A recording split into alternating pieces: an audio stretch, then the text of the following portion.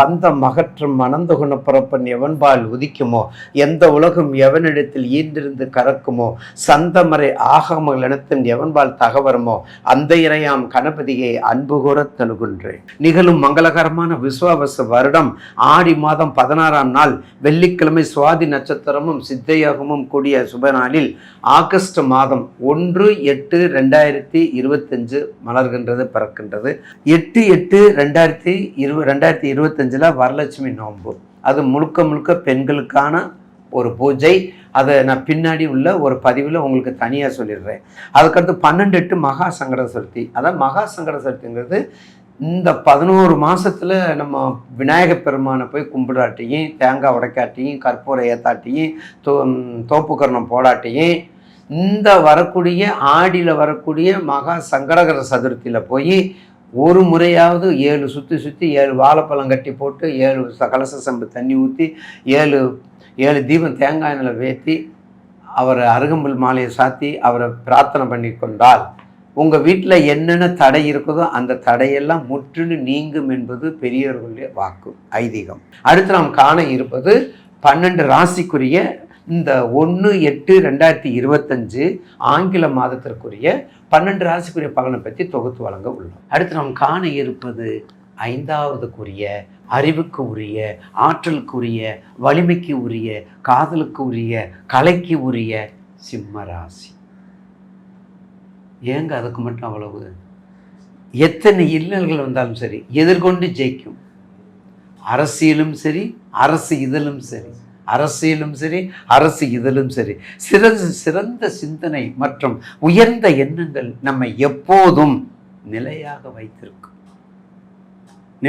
வைத்திருக்க உதவும்.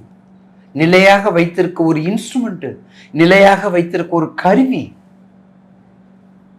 சிலவற்றை ஏற்றுக்கொண்டுதான் ஆக வேண்டும், சிலவற்றை பிரித்து கொண்டுதான் ஆக வேண்டும். பார்த்தீங்களா?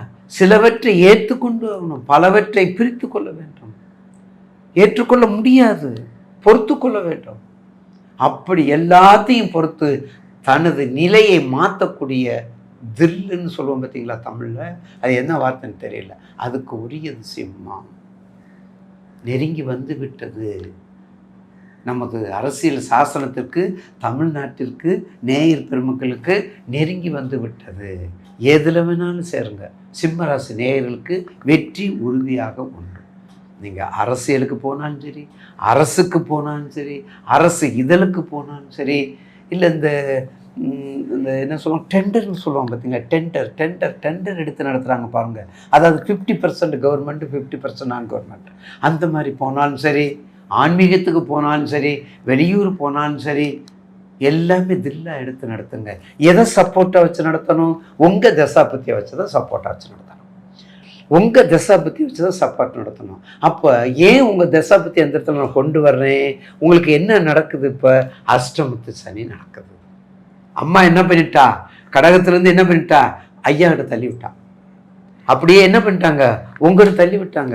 அப்போ ஒரு வீட்டில் அம்மாவுக்கு அஷ்டமத்து சனி முடிஞ்சு, ஆயில்யத்துக்கு முடிஞ்சு, இப்போ புனர்பூசம் மகம் பூரத்துக்கு வந்துருச்சு.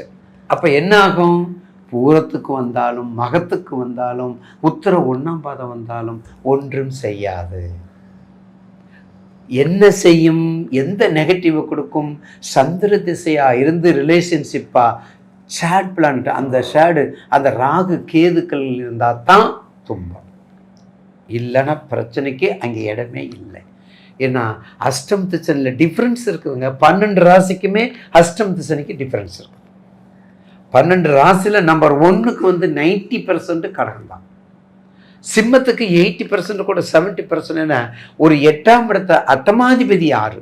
அட்டமாதிபதி பாவகம் யாரு? அட்டமாதிபதியில் என்ன சாரம்? அட்டமாதிபதியில் எந்த கிரகம் இருக்குது? என்ன கோள் நடந்துக்கிட்டு இருக்குது? இது எல்லாம் கணக்கு பண்ணும்போது சிம்மத்துக்கு ஜஸ்ட் கொஞ்சம், சிம்மத்துக்கு கொஞ்சம் தான். அப்போ உங்கள் ராசிநாதன் கூடிய சீக்கிரம் உங்கள் வீட்டுக்கு வரப்போகிறார். இன்னும் ஒரு 15 நாளில் உங்கள் வீட்டுக்கு வரப்போகிறார். அப்போ உங்கள் வீட்டில் யார் இருக்கிறா? பெரிய ஆள் இருக்கார். ஒன்று அசைக்க முடியாத அவரை. யார் அசைக்க முடியாத ஆள்? யாருங்க சொல்லுங்கள். அசைக்க முடியாத யாரு சொல்லுங்கள். பின்னாடி வாங்க, லைனில் வாங்கன்னா உடனே வீட்டுக்கு வந்துடாதீங்க, ஆன்லைனில் வாங்க. நேயர் பெருக்கள் பாதம் பணிந்து வேண்டுகிறேன். எந்த வினாவாக இருந்தாலும் எந்த கொஸ்டினாக இருந்தாலும் ஆன்லைன்லேயே வாங்க. நகட்ட முடியாது, பிள்ளையார் தானாங்க. பிள்ளையார் நகட்ட முடியுமா? உட்காந்துட்டா நம்ம எடுக்க முடியுமா? அதே போலத்தான் நகட்ட முடியாது போலத்தான். அப்போ யார் அங்கே? கேது பகவான், மூலவர் கேது பகவான் பிள்ளையாருக்குரியவர் இருக்கிறார். அப்போ அவரோட சூரியன் சேர போகிறார். அப்போ சூரியன் சேரும்போது எப்படி இருக்கும்? ரொம்ப கவனமாக. உங்கள் ராசிக்கு பேச்சு குறைவு, பேச்சாற்றல் குறைவாக இருக்கும். செய்கையை கொஞ்சம் தீவிரப்படுத்திக்கிறலாம். பிள்ளையாரை மட்டும் என்றைக்குமே மறந்துடாதீங்க. எங்கே போனாலும் ஒரு தடையை நீக்குவதற்கு பிள்ளையார் அவ்வளோதான் செய்வார். அவரை மறந்துட்டிங்கன்னா எல்லாம் தோல்வி தான். அவரை மறக்காமல் செய்யுங்க. எந்த வேலையும் உங்களுக்கு உரிய வேலை, எந்த வேலை, அரசியல் எந்த வேலை, ஏற்கனவே சொன்ன வேலைகள் தான். எல்லா வேலையும் செஞ்சுட்டு வந்தால் நிச்சயமாக உங்கள் ராசிக்கு ஒன்று மட்டும் கவனம். குடும்பத்தில் கவனம், துணைவிகிட்ட கவனம், மனைவி மார்கிட்ட என்ன சொன்னாலும் சரின்னு கேட்டுக்கோங்க. ஏன்னா கேது இருக்கிறாரு, அங்கே ராகு இருக்கார். அதுக்கு அடுத்தது செவ்வாய் சனியும் சேர்ந்திருக்காரு. உங்கள் ராசிக்கு 2ஆம் இடம் குடும்பஸ்தானம் இல்லையா? அப்போ 2ஆம் இடம் குடும்பஸ்தானத்தில் உங்கள் யோகாதிபதி இருக்கார் செவ்வாய். ஆனால் செவ்வாய் யோகாதிபதியை இருந்து என்ன சரி யாரை பார்க்குறாரு? சத்ருவை பார்க்குறாரு. அப்போ சத்ருவை பார்க்கும்போது என்ன செய்ய முடியும்? ஒன்றுமே செய்ய முடியாது. ரொம்ப எச்சரிக்கையாக இருக்கணும். ரொம்ப கவனமாக இருக்கணும். ரொம்ப கவனமாக இருக்கணும். அதனால தான் அந்த சனியை நம்ம என்ன பண்ணுறோம்? ரொம்ப செவ்வாய் சனி பார்வையில் ரொம்ப நெகட்டிவ் ஜாஸ்தி வருங்க. பேசிக்கிட்டே இருப்போம், என்ன பேசுகிறோன்னு தெரியாது, ஆனால் சண்டை வந்துடும். பேசிக்கிட்டே இருப்போம், என்ன பேசுகிறோன்னு தெரியாது, ஆனால் பிரச்சனைகளுக்கு உருவாகும். அது யார் பார்வை? செவ்வாய் சனி. பார்த்தீங்களா? அதை ரொம்ப கவனமாக இருக்க வேண்டும். அப்போ ஆவணி மாதம் வரக்கூடிய உங்களுடைய ராசிநாதன் நிச்சயமாக உங்களுக்கு ஒரு நல்ல பலனை கொடுப்பார். மகம் பூரம் உத்தரம். அப்போ மகம் பூரம் உத்தரம், மக நட்சத்திரம் ஏற்கனவே ஆல்ரெடியாக அந்த திரிகோணாதிபதினு சொல்லக்கூடிய மேசராசி, சிம்ம ராசி, தனுசு ராசியில் இருக்கக்கூடிய அந்த திரிகோணாதிபதியில் இருக்கக்கூடிய மகம் பூரம் உத்தரம் பிள்ளையார் வழிபாடு மக நட்சத்திரம். அம்பாள் ஆடிப்புறம் இப்போ தான் வந்திருக்குது. இந்த மாதம்லாம் ஆடிப்புறம்லாம் நடந்துகிட்ருக்குது. அப்போ ஆடிப்புறம் வழிபாடு அம்பாலை நல்லா பண்ணுங்கள், நல்ல நோன்பு இருங்க, நல்ல வழிபாடு பண்ணுங்கள். கூட்டு பிரார்த்தனை வெற்றியை கொடுக்கும். மகப்புறம் உத்தரம் சிவபெருமான் அடுத்து நம்ம ஆவணி மாதம் கும்பிட போகிறோம். எல்லா வகையிலும் சிறப்பாக இருக்கிறதுக்கு கண்டிப்பாக நல்லா இருக்கும். உங்களுக்கு மேக்ஸிமம் அதில் எந்த பிரச்சனையும் வராது. ஏன்னா உங்கள் ராசிநாதன் தான் சிவரூபத்தில் இருக்கார். அவரை கும்பிட்டுக்கிட்டா நிச்சயமாக வாழ்வு சீராகும், சிறக்கட்டும், பேரும் புகழும் பெருகட்டும்.